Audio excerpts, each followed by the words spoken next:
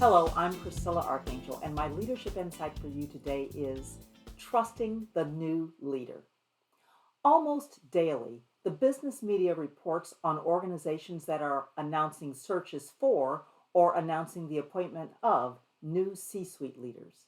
Sometimes this is prompted by the prior leader's long expected retirement or movement to another role, but often the vacancy reflects the emerging need to improve financial results and improve trust in their brand and the products and services they provide. Whether public or private, government or nonprofit, each organization survives and thrives based on the level of trust that stakeholders have in their leadership team. And the board, the owners, or others with oversight are ultimately responsible for ensuring that they've identified the right talent to place into those roles. Their selected candidate has to quickly build trust, which is the foundation of every leadership appointment. Now, Stephen Covey identifies character and competence as two crucial components of trust in leadership teams. Character reflects the leader's intent and integrity.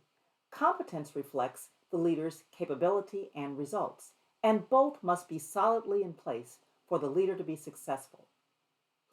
Building trust with stakeholders in these key areas is the first priority for new leaders.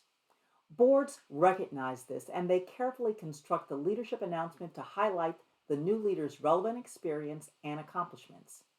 That person generally steps into the role with a mandate to correct, to improve, and to transform whatever issues were identified in the past. And stakeholders immediately dig into their background to understand the new leader's style, experience, and perspectives because they're looking for early signs of the way forward.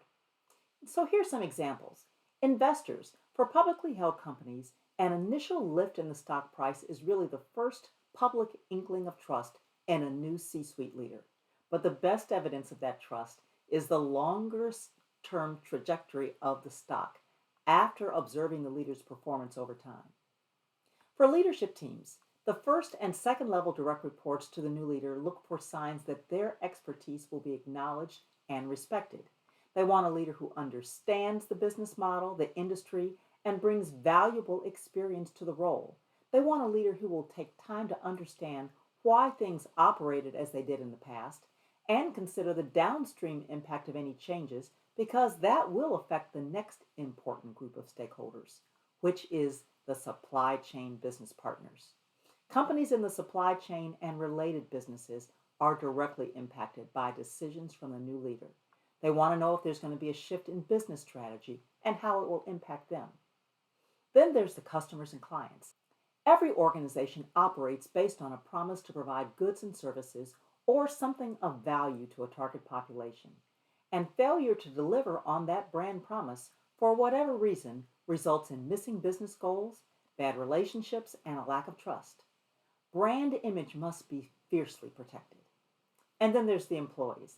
They want the same assurances as other stakeholders that their jobs are secure, that the organizations they work for will treat them and others with respect and communicate truthfully. And they're generally the first to know what is and is not working well in an organization.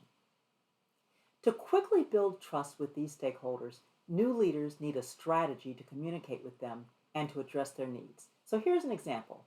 Starbucks in August of 2024 announced their new chairman and CEO. And the announcement stated that the prior CEO was stepping down effective immediately, and his replacement was welcomed and celebrated for his past leadership roles that were successful. The replacement, the new CEO, was given the full support of the Starbucks founder and chairman emeritus, and he expressed gratitude to the board for their commitment. Other news media detailed Starbucks' operational struggles and the challenges that this new CEO would be facing. But once on board, he spent several months learning about the organization, visiting stores, talking to stakeholders. And in late October, following the results of their fiscal fourth quarter financial results, he posted a video message highlighting the path forward. His repeated message in that video to build trust is getting back to Starbucks. Getting back to Starbucks, a trust building message. So remember, one of the most important goals when leadership changes is to build trust in the new leader.